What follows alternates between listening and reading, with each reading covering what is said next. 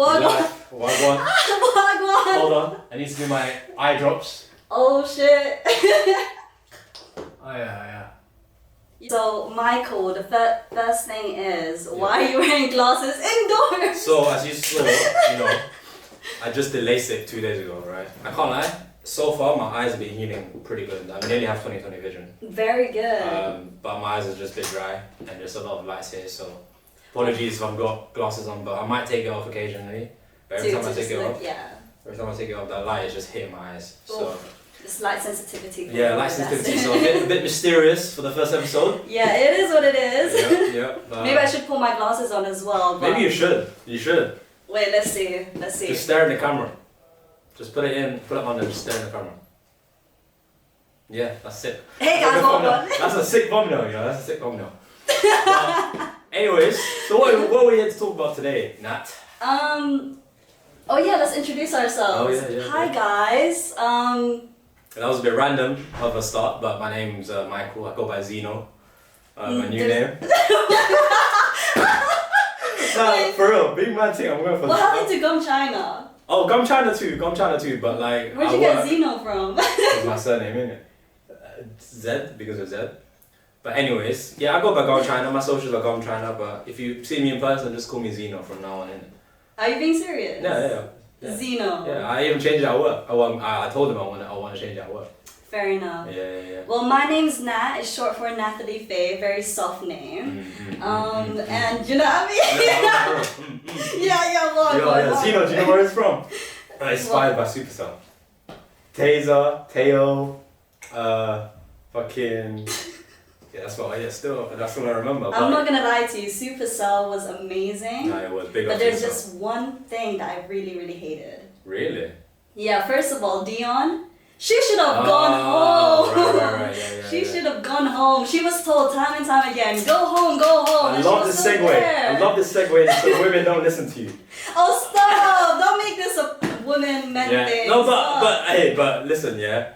Every time you see in these shows, it's always the lady being stubborn. It's always like the guy is trying to do something for the bigger picture, innit? The bigger picture, and then the woman's like, nah. I want to help you, but like, listen, I'm trying to save your life. Okay, to be fair, if Dion didn't spoilers, sorry! Spoilers! Fine, if you haven't seen Superstar right now, you're a dickhead anyway, man. Don't. But if Dion didn't die, right, there wouldn't be a season 2, because that's literally why Michael is going after the government or whatever the company is. Private sector. Yeah, the private sector. But yeah, no, it was to drive the plot. So her death literally drove the entire narrative for season 2. I hear that, but I guess they could have made it more so it's like it made more sense for like her death to happen. Yeah. Because he could have teleported her. Exactly. There were so many logistics that you could have done, like analytically, logistically.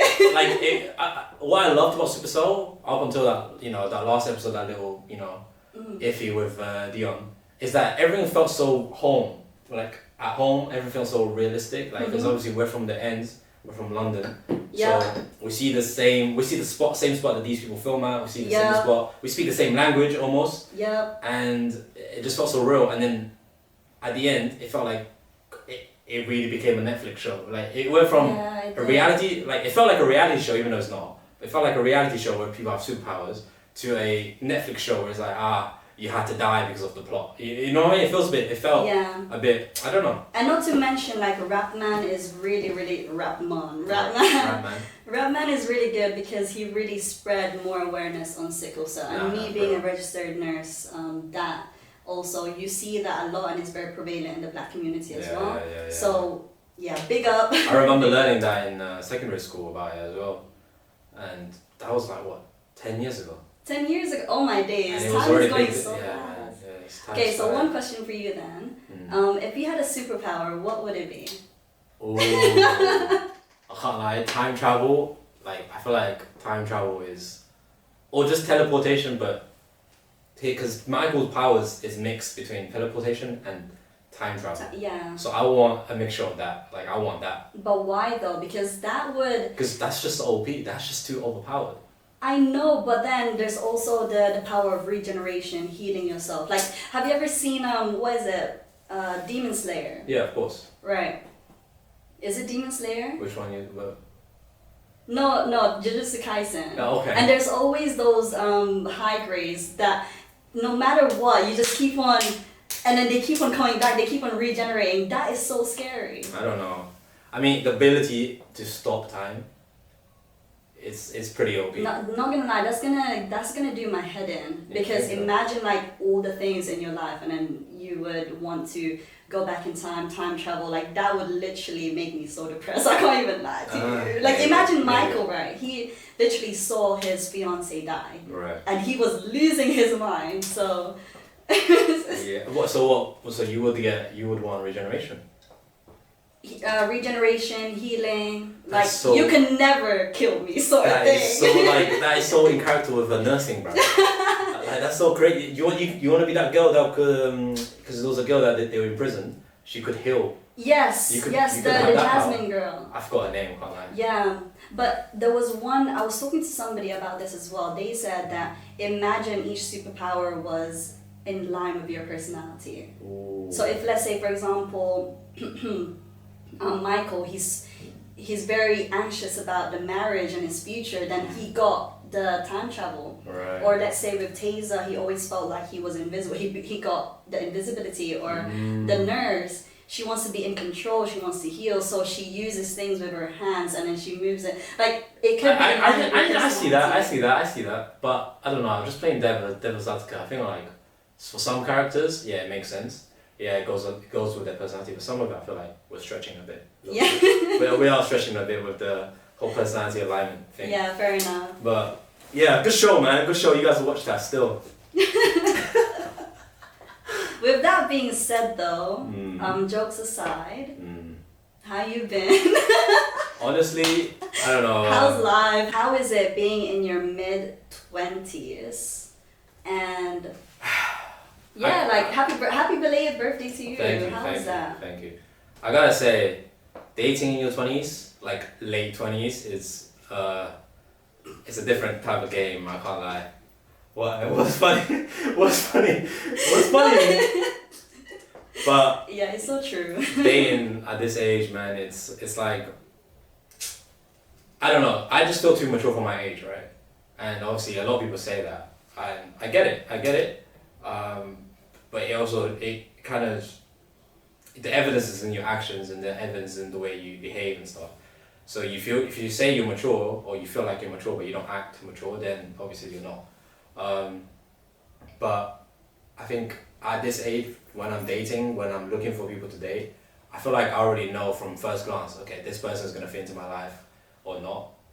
Whereas when I was younger, it was more like, we can explore a bit, we got time to explore, we can see where it goes. But I feel like as of right now, I don't have the luxury to explore. So it's like, either you fuck with me or you don't fuck with me, or either I fuck with you, you don't fuck, like I don't fuck with you. Yeah, and one thing though, I would have to say, I know, and I don't even think, I know that as time goes on, as I get older, it's going to be harder and harder to find a girl that would love me for me. Oof. And not for what I can provide to her. Oof. Because that goes both ways, right? The whole getting older, the whole, are you going to fuck with me or you're not? Or are we compatible in that way? It goes for them as well. They look at me, they're like, okay, can you provide for me? Can you make me feel safe? Can you do this for me? Can you do that for me? Everyone's more about themselves at that point, which I get it. Once you go through like a certain type of heartbreak, you just become selfish. Mm-hmm. You have to, because you gave you gave the most to someone that may or may not deserve it, or maybe they did deserve it, but just something just happened and you guys didn't work out. And you feel reluctant to give that kind of love to somebody else again. So you're like, no, this time is about me. This time about self-love. And yes, I love myself right now, but can you love me the way that I love me? The way that I love me. And if you can't, then you can, goodbye. So we're gonna become a bit more selfish as we get older, and hence why I say, like, a lot of girls won't wait around just to love me for me, I guess. So I have to step up, and as the man, if you don't step up, you just get left behind, sadly. as a man, do you feel as though that it's much more? Do you feel as though that it's harder for a man to find love in society than it is for a woman? At the moment, well, I think that there's a little bit grey area in there, because what do you mean by love? Are we talking about unconditional love? Then yes. If we're talking about unconditional love from a woman, yes. As he gets older, yeah, because it will be more conditional than unconditional. But for a woman, I feel like actually, I don't know actually, because when I feel like there's a sweet spot, right, for women when they're around maybe 20 or 28, 29. During that age, they can find a man who can, you know, maybe a slightly older man who's been through, you know, who's been through stuff already, and he's established. That man would be able to give her unconditional love, but she might not be able to do the same back to him. What do you think then? Because if this man is older and the reason she got with him is because he can provide for her. Like for like security. For security and stuff. That's I don't know. Maybe people out there will disagree with me on this, but I feel like that's not unconditional. I don't think that's unconditional. And maybe I'm a hopeless romantic at heart, and the type of love I'm thinking about is like the one high school sweethearts, you could both start with nothing, and you both worked up each other, and you guys still love each other no matter if, you know, this person had a bad day or that person had a bad day, or they couldn't provide for you for a while, or she could provide for you for a while emotionally, you know, but you still stick with her. I feel like that kind of love is basically very rare to get these days, and we kind of past the age now, sadly. When I finished uni, one thing that I realized was that you don't have much of a community anymore. So you have to intentionally get it from other places. For example, when you're in school, you're there Monday to Friday.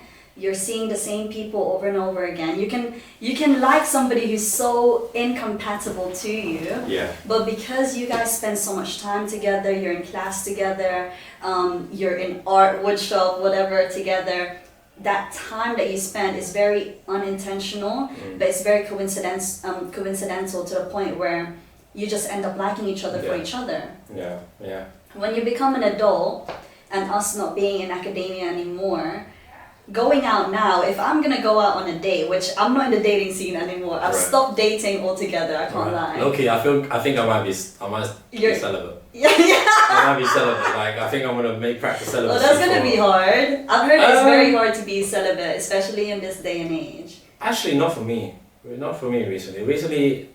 Okay. Full disclosure, recently I kind of went for like a big breakup, my worst breakup. And after this, I don't feel like I don't know, I feel like I'm not even, I wouldn't say not attractive, like I still find women attractive.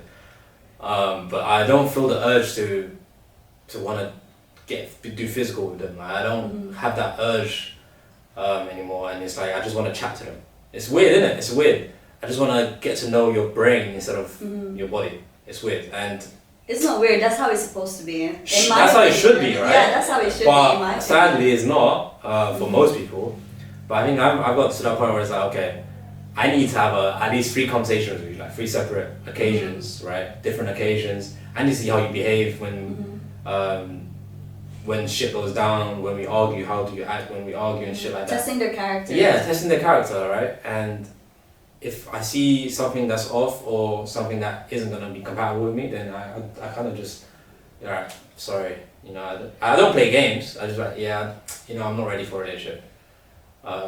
Damn, you would say that? Yeah. I would flat out be like, I'm looking for something, but this is something that is not in alignment with me. Interesting. I don't think I'm that ruthless yet, but maybe I'll get to that. Because I just got into this little phase of trying to be celibate, right? Okay, fair enough. Do you know what I mean? I don't crave sex anymore.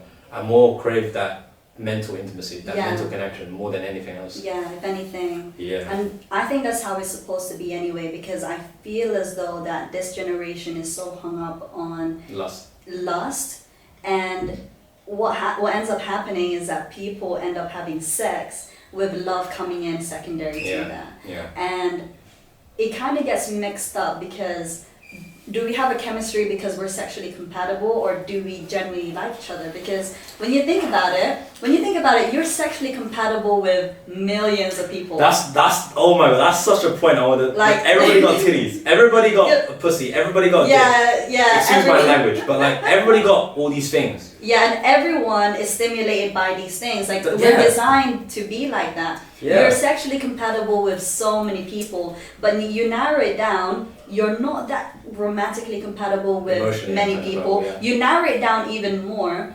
You're not that spiritually, mentally compatible. You narrow it down even more. There's so many factors like emotional intelligence, communication. You keep narrowing it down, and you find out that there's only more, maybe like 3 or 4. Yeah, 3 or 4, and then some of them you mean your whole life. Yeah, and some of them you've already broken up with. Yeah. So and it didn't happen.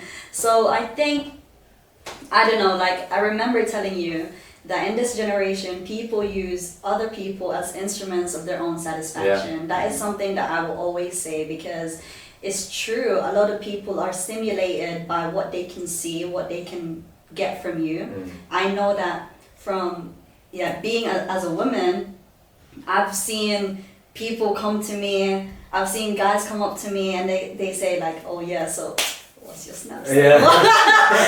What's your snap? Excuse me, miss. Excuse me, miss. You got snap, yeah? Yeah, what's your snap? So, by the way, that doesn't work for me anymore. Yeah. Now that I'm older, it's I'm surprised it ever worked for you. Can't lie, like that line. I was young. Like you can understand that I was actively dating from 18 years old to 22 years old. But now I'm not gonna say my age. That line, you kind of just know like what they on, you know. No, but can I be so honest with you about something though? Yeah. Because I kind of grew up ugly, hooray! I kind of grew up ugly, so I never really had that validation. Like for example, in a group of friends, some guys be hitting up my other friends, and I'm literally the invisible one. Right. Right. So when obviously when you got a bit, you're got carried away. So when I turned 18, started dating, and I have man them come up to me, yo, what's your snap? What's your this? What's your... It's like even the bare minimum that they can do, the smallest bit of attention, I found it very big in my eyes. Because I thought, wow, okay, I'm actually laying, you know, like I'm actually not that bad. But as you get older, as I'm getting older, knowing my worth just a little bit more, knowing what I want, and knowing what I want in a partner as well, there's certain things that is a big no for me. The way that you approach me, doing up what's your snap, that's not for me. And I'm sure that is for you as well. There's some things that... I mean, honestly though, I don't get approached by girls like directly like that. They kind of do it indirectly. Oh yeah, girls, so, we do it differently. Yeah, you guys do it differently. So you guys obviously never come up and be like, what's your snap?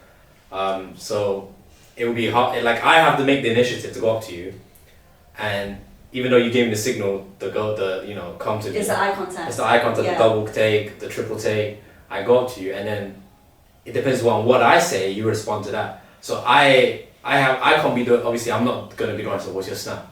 So honestly, I don't even have a go-to move, but back in the days, back in my glory days, Grandpa. back in my glory days, the move I will do would be like, excuse me, can we make a TikTok video? Oh my days, I knew it. Why? Yeah. No, I knew it because you're creative, so you would use that as a... So, but it was like 2 birds with 1 stone, you know what I'm saying? Mm-hmm. So, I get the content, and I also, get a feel of how you are during that little video section. And afterwards, I'm like, alright, cool, yeah. Yes or basically or no in my head. I already make up my mind as soon as you start talking. But the question I ask you, the way you talk, how you formulate your sentences, and your mannerisms, I from the get go, I'm like, okay, cool. I guess it is a bit of judging a book by its cover, kind of. But I guess this is more of an educated guess than just a blank old. Okay, she's like this. She appears like this. I'm done. It's more like I'm more educated guess because I give like there's so many channels. The way you speak, how you move. Like what language you're like, what kind of like verbiage you use. Verbiage, you know what I'm saying? So there's so many vetting factors or vetting channels that I'm vetting you at. So is it just you? But does this go for every? I know that every single man is different. Yeah. I know that that's how you operate. Is it true that a lot of other guys operate like that? Like, for example, there's a lot of inconsistent guys in the dating scene. Yeah. I'm not gonna lie to you, I've never had trust issues until I started dating people. Because the dating pool, especially in this generation, is just something that I cannot trust anymore. But, not to go off on a tangent, but going back to my question to you is, there's a lot of inconsistent guys, but I believe, now you can correct me if I'm wrong, there's guys who just know what they want. And I think guys are just naturally competitive. So once they see something, a woman, and they want it, they go straight head for it and then they just go for it.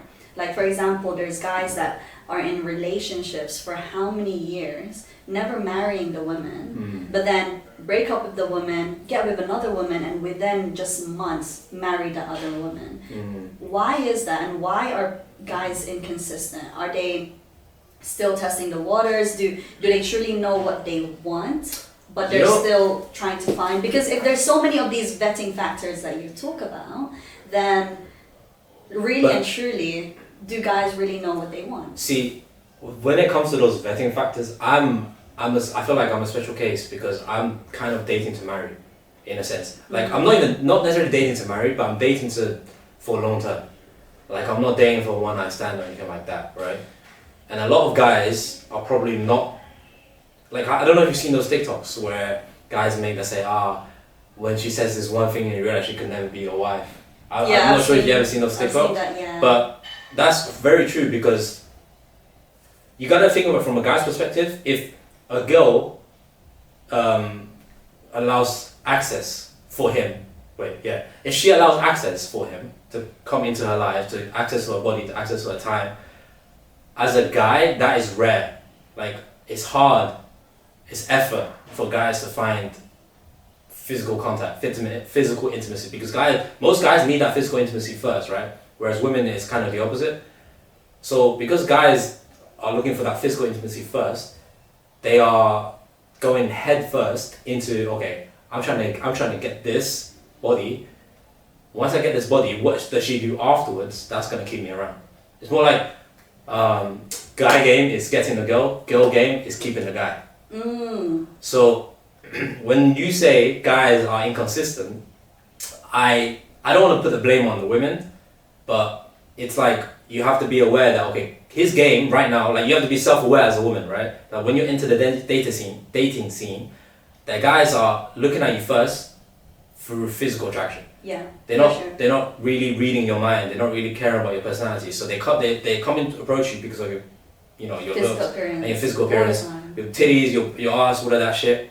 And afterwards, after he gets that physical part, what are you doing to keep him around? What are you giving him any, brain stimulation? Are you keeping him stimulated by, like, it's a bit weird. It's a bit weird. It is a bit weird though, because it's like, if I'm being approached for my physical appearance, why do I then have the responsibility to keep you around and keep you entertained just so I can keep you? Because from a guy's perspective, I put in the effort already, taking you on dates, making sure I look good, making sure you are taking care of everything. Like, I'm doing the man's part, right? In that context, like in the context where the man is leading, yes. Yeah. But in some contexts, some guys are just, I hate to say it, but bums. They don't initiate anything, but just do a sneaky link, and that's true. And I feel like it's not hard to notice those guys. It's not hard to. It's very easy. It's very easy to know those guys, right? So if those kind of guys are blatantly obvious. Yeah. The way they approach you, the way they chat, where they take you for a date, like. Or sometimes they don't even take you out for a date. No, they don't. They're just like, yo, come out. And if you go, you're the donor. Like, are you really can you really blame men? Yes, obviously, but you have to take some self accountability there. Like, what he's on, and yet you still go for it, and then they become inconsistent because they got what they wanted. They didn't want anything more from you. Like, they genuinely didn't want anything more from you besides the nyash. And they got the nyash, and they did, and you're sitting there like, wait, why did he leave? Why is he ghosting me? Why is it that once a man gets what they want, they just put you to the side, right? See. And then. Yeah.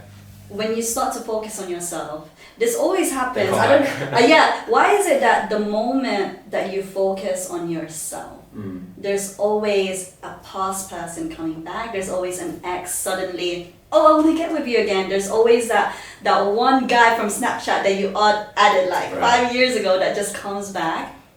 The moment that you focus on yourself, it's like there's this gravitational pull to just bring you down. I don't know if anyone else has experienced that, but that always happens. I think there's like so many factors to this. I think there's a factor of just pure chance that given enough time, they're like, oh fuck, I ain't got no new girls. Let me cheer up some of my old things, and then it's just coincidence that you are also glowing up. There's that sufficient amount of time. That's coincidence.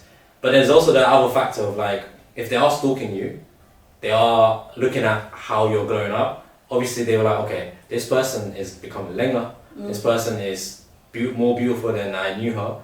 I want to know what she's like now. I want to get access to her, the way she is now, because I was bored or I didn't really like the person she was, but now she looks like a different person. Now people, they think, oh, people changed. She changed. Let me try and get access to her, and let me see what she's like now. So like, there's that factor as well. It's the curiosity. It's the curiosity.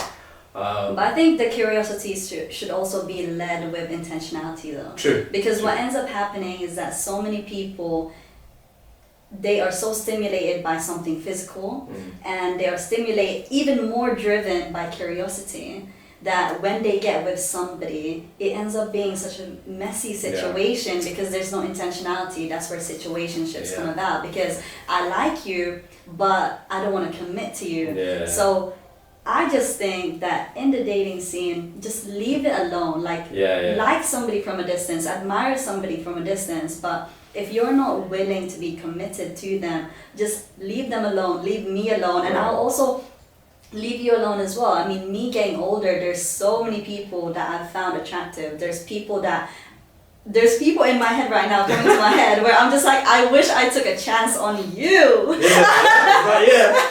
I wish I took a chance on you. I wish I could, I don't know, see where this goes, go with the flow, but I know that in this specific season, I'm thinking, you know what? Season, yeah. Yeah, is it in this specific season of my life? It's not the most convenient. It's not the most conducive. It's not the most wise. So it's like, I'm just gonna leave it alone, and that's out of respect for myself. But that's also out of respect for them as well. And I think more and more people should be like that. I think relationships now, the reason why it fails, like, don't take it out of context, but relationships fail because people like each other solely because they like each other, and that's that. I like you, you like me, let's get into a relationship. I think that there should be more to that. And there really should be. And a lot of people, they think that just because you like somebody, just because you're attracted to somebody, suddenly you have to pursue them romantically. Not every single attraction has to be pursued romantically. Not every experience needs to be experienced. And now that we're running out of time, I mean, we're still, no, it's not that one. But we're not getting any younger. So it's like, back then we had time to waste. We could explore, we could go with the flow, but now getting older, we're starting to think, you know what, there's more to our life. We're focusing on our careers, we're focusing on, I don't know, our money, or whatever it is, just bettering ourselves. So I'm pretty sure that romantic relationships is also a big part of that. And one thing I've noticed as well, by the time I'm so scared to still be single at 30, not to say that, you know, relationship is the end all be all, the one thing that will fulfill me, no, but I'm very scared to be in my 30s and still date, because I feel as though the good ones have already been taken. And some people are still catching up to who they're supposed to be or who they're meant to be. And I think growing up, like, a lot of people are getting married, bro. Like, one of my boys is getting married. We're going to a wedding. No it's way. It's fucking September, bro. Like, no way. It made me feel so old, bro. I mean, not old. so behind. Why do you feel that way? I guess it's because, I think it's because the last relationship I was in, it felt like it was going to be the end all be all. And that didn't work out. I gave my all for that one. And now he's getting married. It felt like, shit, did I miss my window? Yeah, it just feels a bit like it would be very hard for me to open up to anybody like that again, even though it's unfair. It is unfair. So I want to make sure that I am fully healed before I get into a different relationship with someone else. And however long that takes, so be it. Even if it takes 4 or 5 years till I'm 30, so be it. But in the meantime, I can work on myself, right? I can use that energy, turn negative energy into positive energy, and then just, it sounds very spiritual, but just use that energy to, work on the body, work on the mind, work on the soul, manners. We have a man. Do you mind me asking? Yeah. How comes that your end all and be all just became an end? In a nutshell, I think, I want to say all of it was on me. I'm the reason we broke up, but she's the reason we never got back together. Because of the things she was doing after the breakup, and we broke up because of the shit I was doing before the breakup. So sandwich. Yeah, it's one of them ones, and it's very, looking back on it, it feels like it felt like the same. I met my twin, but my twin was at a different moment in time of life. Like, she is living what I was doing. She's doing what I was doing when I was 21. And I am older now, so I've moved past that path. But we're the same people, but just on different paths. Does that make sense? In a different stage. In a different stage. Continuum. Time stage continuum type shit. Like, so I know that what she's gonna go through later on in life is gonna be what I've just been through, which is pretty sad. I don't wish that upon her, but as life carries on, it's inevitable, innit? Because what she did after the breakup, thought it was came from a place of immaturity and inexperience, which is what I did when I was young. I broke up with a relationship back in the days because I was inexperienced, and I was there's that urge to want to explore. There's that urge to want to see the world out there. So it is what it is. I've accepted it. It's really sorrowful knowing that this is your twin. Yeah. But there's still a difference. Metaphor. Yeah, they still have to transform into something in order to be aligned with you, or in order to catch up to you. But I don't think I don't think catching up is ever a possibility. Like, unless I'm waiting, unless I decide to wait, which I don't fucking know if I'm going to or not. But do you believe in waiting for a past person? I mean, like, it's easy to wait for an incoming person because they can come anytime. True. But do you believe in waiting for a past person? I guess that depends on another question. Do you think people can change? If they go through a very spiritual encounter, I believe so. Spiritual for you, but I would use a different word. I would say dramatic. Traumatic. Oof. I would say a traumatic experience will change them. Because the person that I knew from the beginning, she was not the person that I knew now. And if she can change in that way, she can maybe change again. But whether she changes for the good or whether she changes bad, I'm saying people are capable of change. When people say, oh, people can't change, your exes, you go back, it's just going to be the same story over again. I'm like, most of it is true, if they don't change. Yeah. But if they truly have changed, then I don't see why you can't make it work. But you always have to get over your own insecurities and shit. Like, of course. This person has been with somebody else. So it's like you have to get over that. But besides that, if you can get over it, then I think it's it's happy days potentially. Yeah. But if you can't, then it will just haunt you for the rest of the relationship, however long that second try is gonna be, right? So I think trauma really does change people. Right, it really does. I think it can change the way that somebody approaches life in general. Yeah.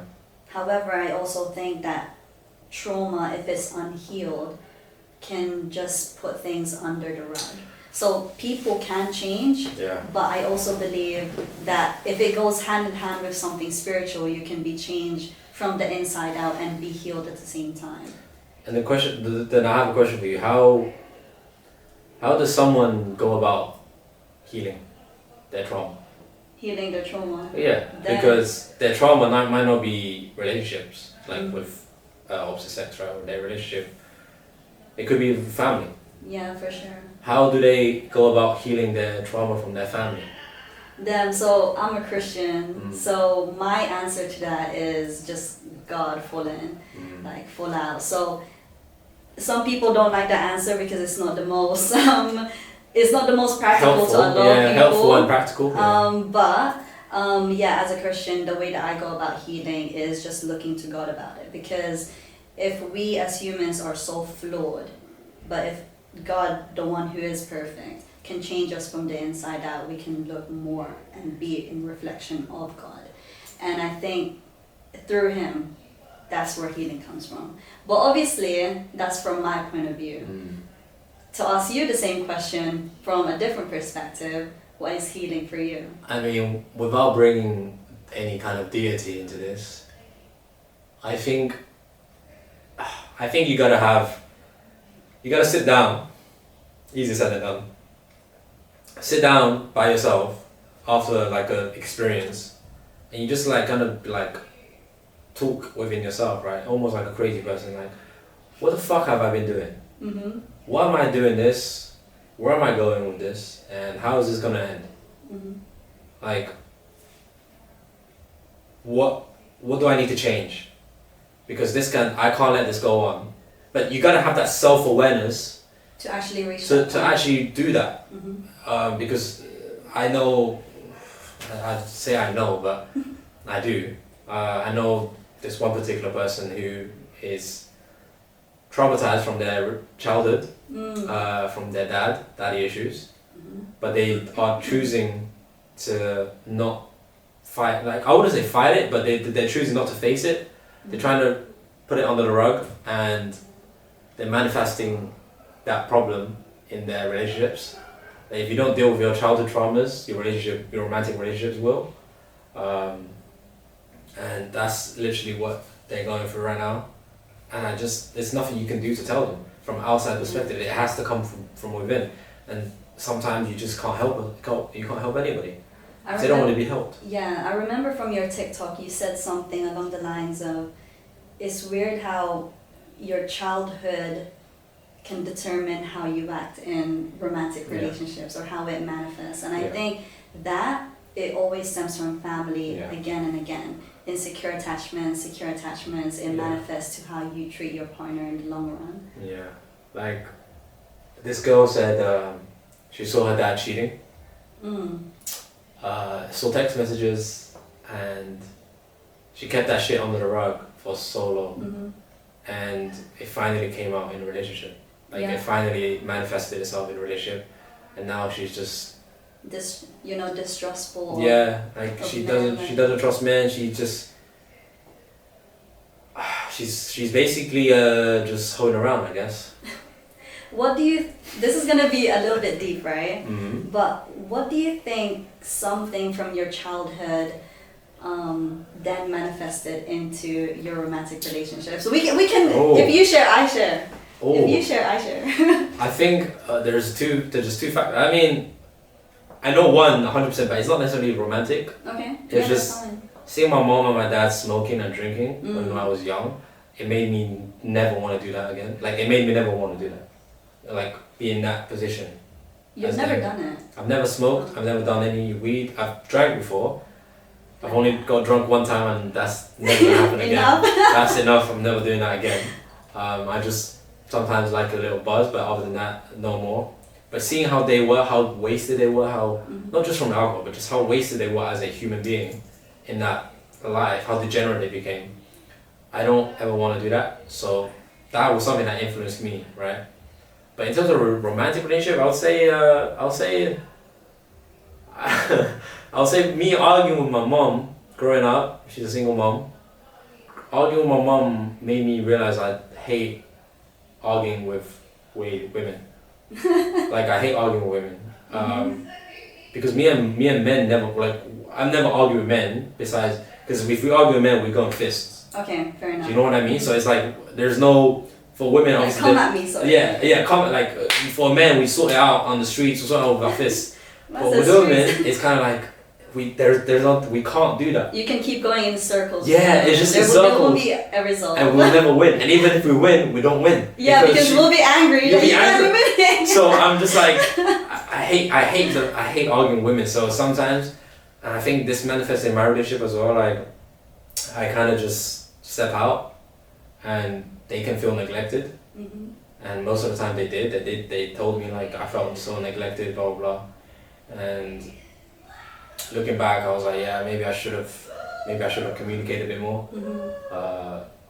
I didn't, so that's why I learned really. But that's that miscommunication, that non-communication, that the need of not wanting to communicate, the need of not wanting, the desire of not wanting to communicate, the desire of not wanting to solve things, because I can't be asked. Because I know it's not. It's because you didn't want to argue. Yeah. Or you didn't want it to lead to an argument. Yeah, I just didn't want to go in circles, right?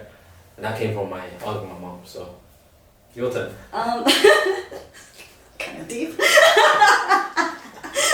Hey, that's what this is about. That's what this is about. Yeah, that's what this is about. Right? But, one thing with me is that I didn't like being misunderstood. Right. I was a very angry kid, so you can imagine a very angry teenager, especially on her period. I would flip out. So I had a lot of anger growing up, and I would get so angry to the point where I didn't know where to put the anger. So I would just do whatever, like smash plates or whatever. Like, really? Like if you put me in a rage room, like me being 5 foot, I was like, I'd break everything. Okay, I need to do that. But obviously anger has been something that I would say that I'm healing very, very well from. I can't remember the last time that I've been angry. And when I would get angry now, I would be more composed. So thank God for that. I guess right now, the way you just acted, I can see you as a mom. That was so weird. I just got a glimpse of the way you just like, it felt like, it's like how you got like, let's say your kid's annoying you, you're just doing woosah. Yeah, I just got a glimpse of you. So gentle parenting and that, we'll see. But I was very angry, mainly because I always felt like I was misunderstood.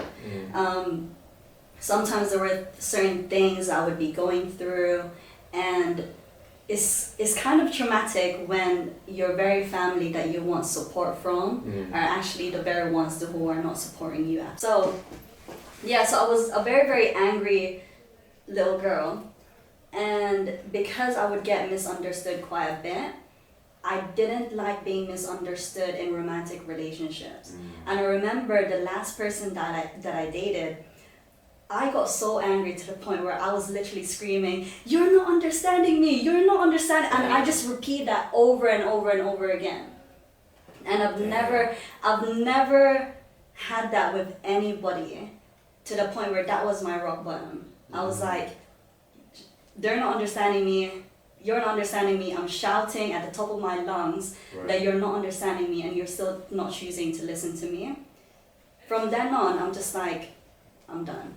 And that was my rock bottom, and that's why I would never want to go back to that.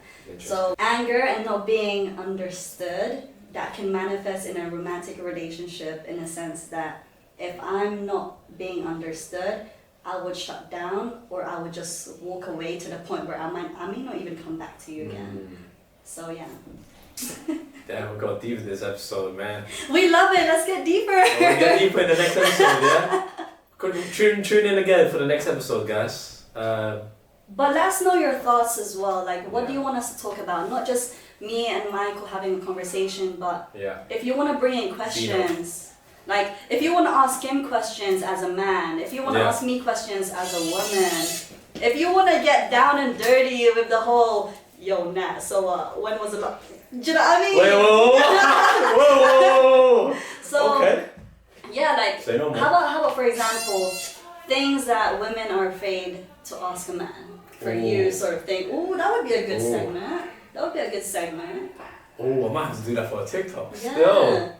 Say no more. Alright. Okay. Okay. Well, till next time, boys and girls. Bye-bye, and everyone in between. Peace.